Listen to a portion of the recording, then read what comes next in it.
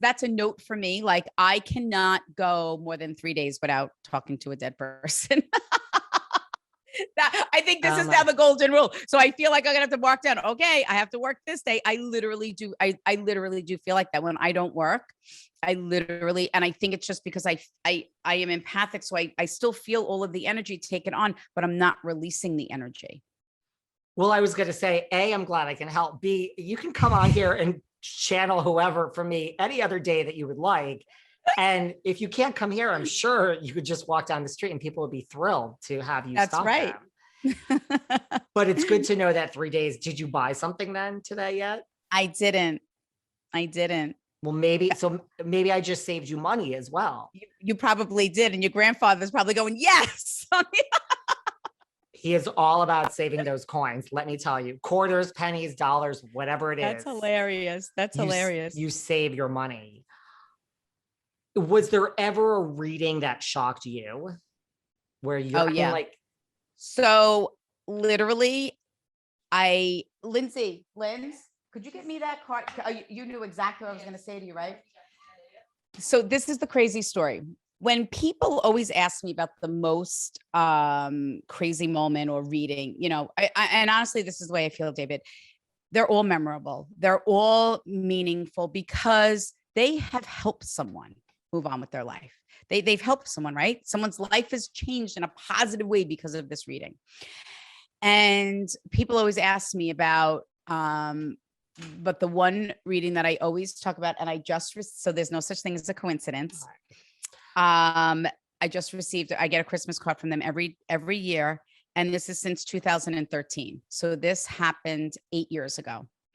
It appeared on Long Island Medium. This is the Brennan family. And as you can see, this little boy here in the corner, his name is Shane. And he had disabilities. And the story is the parents came for a reading, walked into the house, and I can feel that there was such anger. And they sat down and they started channeling Shane. Unfortunately, Shane passed away at the age of 4, and his mom never, ever, ever left his side.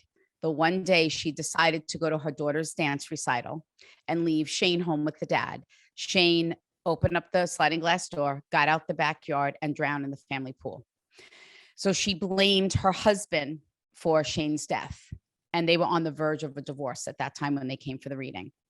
And I could literally cry right now because she wrote me this beautiful letter on the back of their Christmas card. She sends me a Christmas card. They include Shane on it every year.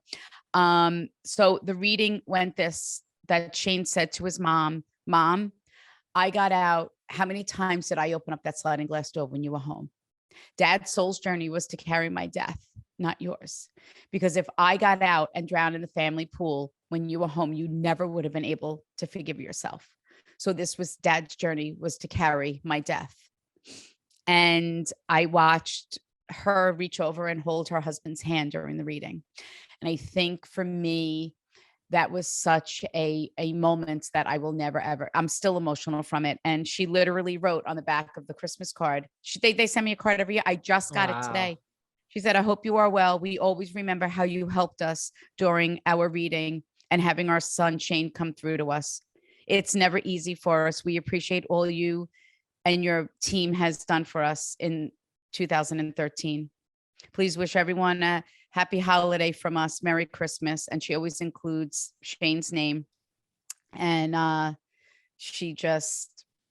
and here it is. Here's proof of, and this is why I say, David, I don't care what people say about me. I don't care what people think about what I do. Is it hurtful? Oh, of course. No one likes to be told awful things or made fun of or make a mockery, especially about what they do for a living or to accuse me of taking advantage of people. This family right here, this story right here is why I do what I do. And the fact that they are still together. And what do you think can I just ask you this, David? I just literally opened this card today. Literally. And she has never written on the back of a card. I always just get a Christmas card from them every single year. You cannot make this up. You cannot make this up. And I literally just said to Lindsay, my assistant, when I opened the card, I said to her, I go, I have to let her know that I talk about their family, their story, because it helps people not to compare stories, but so people to understand on how powerful what I do. I mean, or what spirit is able to do through me. And I really just want people to know and to believe that the things that go on around them, that it is their loved one, that there is more to life than just here in the physical world, and just to have faith and to believe in that and to hold on to that. Well, yeah, I mean, I can't imagine the guilt Yeah. So you that talk about guilt. this woman must have, I mean, when you're Yeah. home every single day. And the other thing than that I love is that her daughter still showed, she still includes pictures. Her daughter is still dancing. And I think that's the thing that I love the most, because how many people don't do things after the death of a loved one because it reminds them too much, or, you know, and to see that every year she shows, you know, Cassidy still dancing is just, to me, is such a gift. And this is why I will never stop doing what I do. Getting this Christmas card from this family every single year since 2013. And you just got it today. So here we are. I just got it today. I was getting ready. I was like, oh, you know what? I have 20 minutes before the interview. I got ready early. And I went downstairs and I'm like, I'm going to have a cup of tea. And I'm like, oh, let me open up the mail. I never, ever, ever would have done that. I just, something, it's spirit. It is spirit. So the question that comes to my mind is like, what is your relationship then like to death? Like, I mean, do you fear death like the way the rest of us do? I mean, even with listen, people like you, now I have you in my life. I mean, but like, how do you fear it? Like, I mean, and not even for for yourself and yeah, for like of course. others around Listen, you.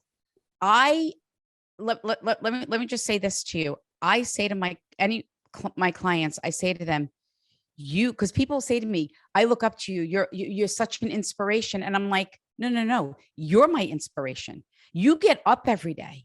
You put your best foot forward after the loss of a loved one. That is hard. Like, you give me the strength to do what I do. Listen, I don't want to die. I don't want anyone, of course, my loved ones to die. But the reality is we're all going to die. I don't want to die, but I'm not afraid. Am I afraid to, what is the fear? My thing is being here, being able to fix things for my kids, or to make sure that they're okay. Right. Or even my parents. So it's a fear, but knowing that I can still watch over them and that they will know, because of what I do, that I will be there loving, guiding, and protecting them from the other side. I mean, I've never shared this with anyone, but I dread the day that one of my parents pass. I still live next door to my parents. I mean, I could literally show you their house. I still live next door to the house that I grew up in. The thought of not having my parents is crippling for me. But I know through my gift and what I do that I'll get through it the same way when I lost my grandparents. I mean, I only lost my grandparents within the past 13 years. I was very fortunate enough to be well into my 40s before I lost my grandparents. And that was tough. But from what I do, and, you know, I have a support system within a family, and I trusted and believed in my faith and an afterlife.